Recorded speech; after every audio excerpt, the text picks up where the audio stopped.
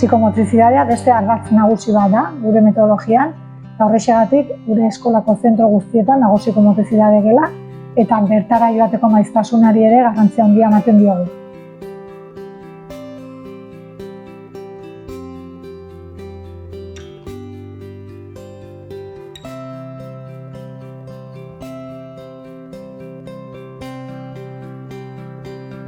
Haurraren garapenean duen garrantzia ikusita, lehenengo urteetan maiztasuna handiagoa da, baina psikomotrizidade gela haur hezkuntza osoan presente dago.